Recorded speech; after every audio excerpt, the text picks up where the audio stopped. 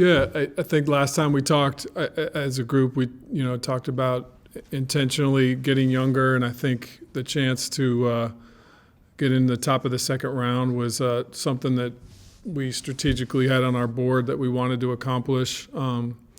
Appreciative of the conversations with the Orlando Magic that really started a week ago, and we're able to acquire 35. And as you guys know, our scouts have an incredible track record of finding guys in the second round that we can develop and turn into good players. And we think Max Christie is definitely next in line with those type of players.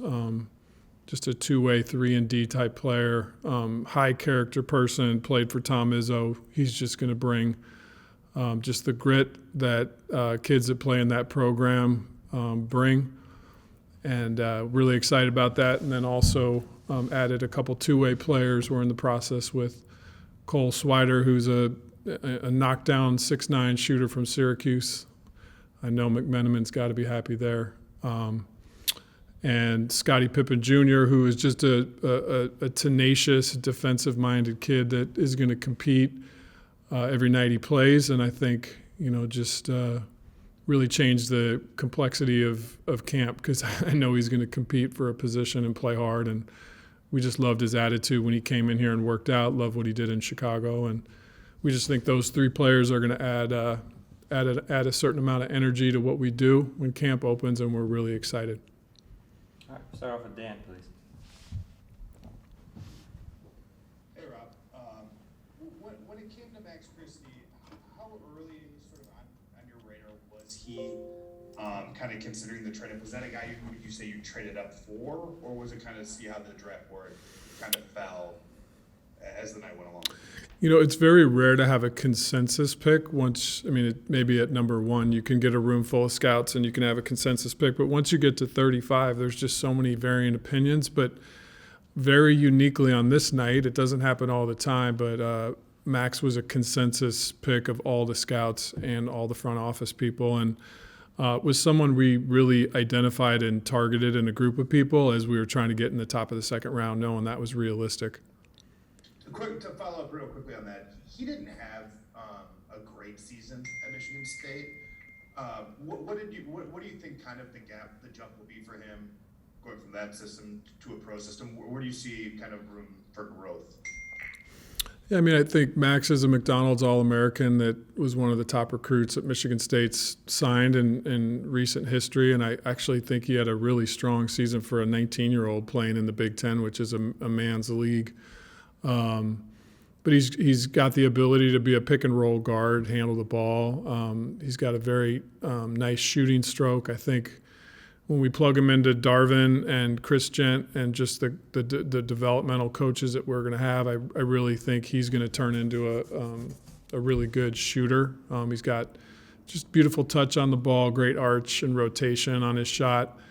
And then he's a twitchy athlete with really unique floater game and finishing skills around the basket, can get in the paint.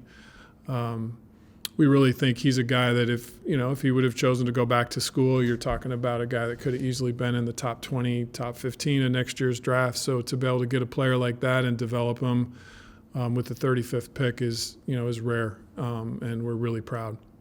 All right, Dave. Rob, I could talk to you about Cole all day, but I wanted to focus on the acquisition of the pick from Orlando and how that came together. You just mentioned that the conversations went back a week. What was that moment for your group, considering that was something that you guys laid out as a goal, and how did that negotiation go? Yeah, Jeff Weltman and Pete D'Alessandro, kind of headed things on their side, and we identified them early on. Of course, they had the number one pick, but then they had 32 and 34, both top second-round picks. And the way our draft board ended, we felt like really the 35th pick to us had a similar, value as some of the picks even in the 20s or late 20s. And so just the way our board broke, it felt like, almost equivalent to getting a late first-round pick. And we had a small number of players that going into the negotiations we were focused on, and Max was in that group. And like I said, when it worked out that he was there, everything just came together really nicely. All right, go to Trudell. Hey Rob, just wondering the balance for you guys looking to have somebody that can come in and play on a likely mostly veteran team next year versus the upside and some of the qualities that you mentioned that you see here. How did you approach that, and how do you think Max fits in? Yeah, I think for us, I mean, like I said at the beginning of this, intentionally we have to get younger. We've got to start developing players, and I think last year we saw the impact of Stanley Johnson and Wenyen Gabriel and some of the younger guys that we brought in, and clearly Austin Reeves as well. And I would put Max Christie in that same group of guys that we just want to develop and bring along. And I think the wrong thing to do in the draft is just say, oh, we need to get this guy who can play for us right now. That's when you can make big mistakes. We wanted to take a player that we thought could help our team in the present time, but really develop into something special. And we think Max Christie has that DNA. All right, Kyle. Hey Rob, sort of related to Mike's question, just I think a lot of draft evaluators have talked about his timeline as a developmental guy. In what ways do you think he'll be able to contribute to the team you have now the earliest, or was that a consideration of drafting him? Yeah, I think that's probably more a question for Coach Ham, in terms of how he's going to use him, whether it's short-term, long-term, and what the vision will be to shape him.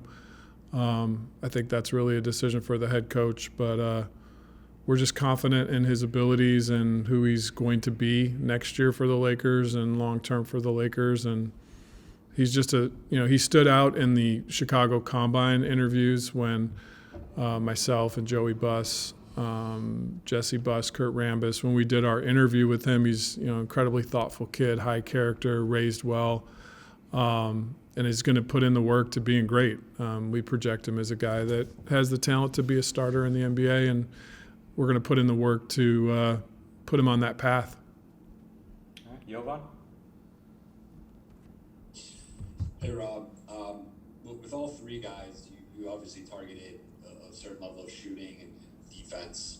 I guess with free agency a week away and you kind of looking towards that, is this a preview of the types of players you're looking to surround LeBron and AD and Russ with kind of moving forward and as you rebuild the roster?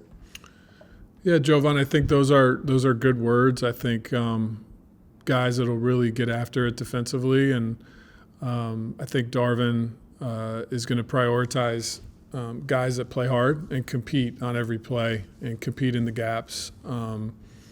These are the type of players that we're going to identify in free agency as well. And I do think, of course, having shooting around our three stars is going to be really important to create space. And I think a player like Cole Hauser, Cole Swider has the ability to stretch the floor, and he showed that at Syracuse. And he's 6'9", so I think a player like that could step in and help us on a two-way. So we had identified Cole Swider early in our process and think he's a great shooter. So that's a good point as well. Bill, go ahead. Rob, you say Cole Hauser. That must mean you've been watching Yellowstone.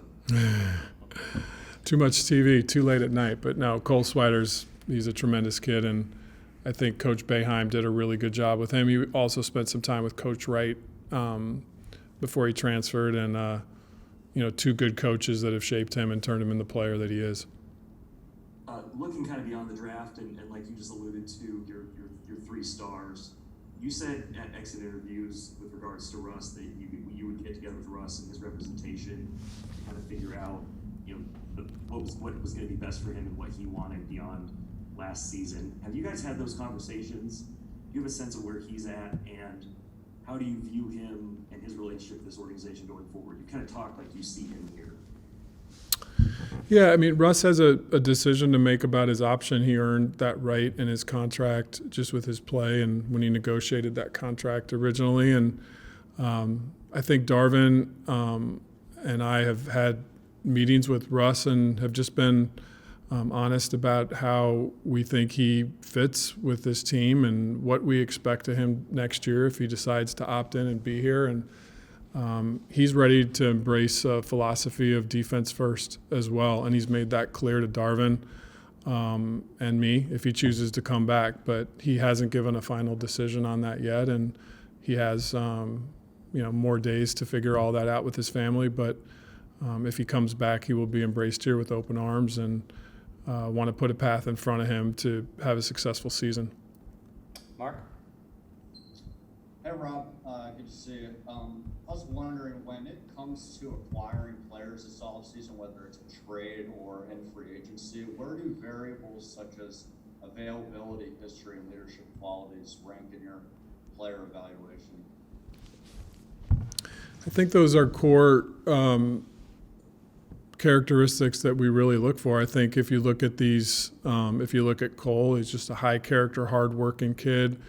I think Scottie Pippen, he came in for a draft workout here and was one of the most competitive players that we had in the building, especially defensively, just really got after it. And I think, again, Max Christie playing for Tom Izzo, just the program there, you've got to be a defensive-minded player and you got to play the game the right way. So I think these kids come with high basketball character, but they're also great young men off the court, and in terms of leadership and in terms of a desire to get better and to put in the work to do it. I think all three of these individuals really stand for those things. All right, we'll go to Greg, and then we'll have time for a couple follow-ups. Hey Rob, you talked a lot about Max's shooting ability and what he can become offensively. As far as defensively, what you anticipate from him needing to do and to accomplish in the next little while to have an NBA, body and that kind of thing. How long do you think that will take him to become an NBA level defender?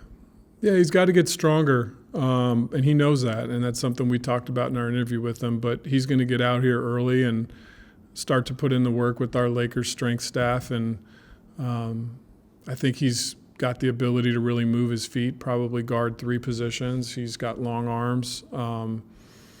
You can kind of project forward what you think a kid's build will be, and he's got a good frame on him, and he likes the weight room. That's a question we ask him. So I hate to put a timeline on it. I can't really predict how someone's going to grow and fill out, but he's got a great frame, a great basketball set of skills, and I think he'll develop quickly.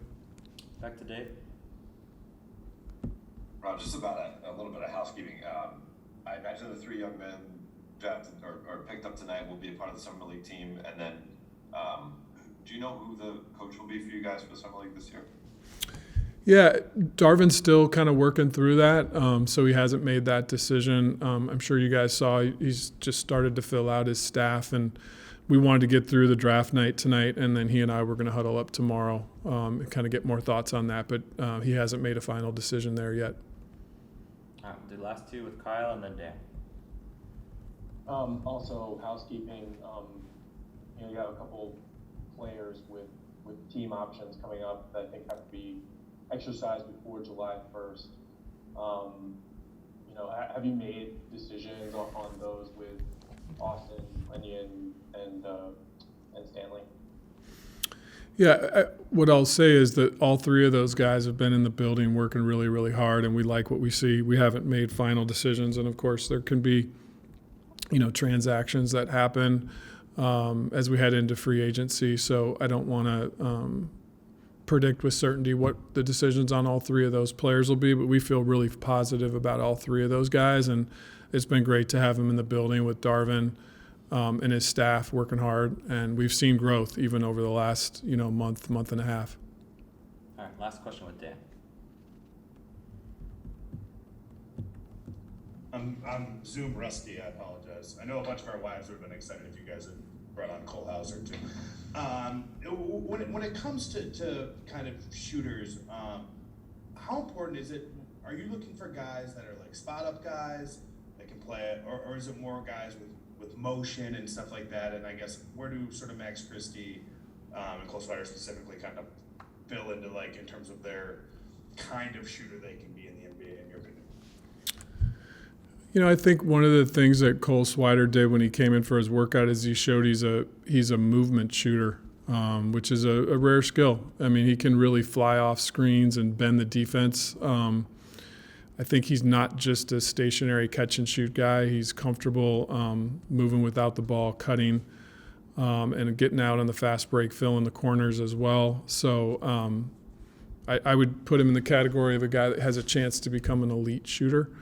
And then I think Max is a developing shooter. As I said, we studied his mechanics really closely, and he's got great ball release, great spin, great arch on his shot, good balance. So all the tools you'll need. I think it's just now repetitions. And again, I think we've got a great development staff here.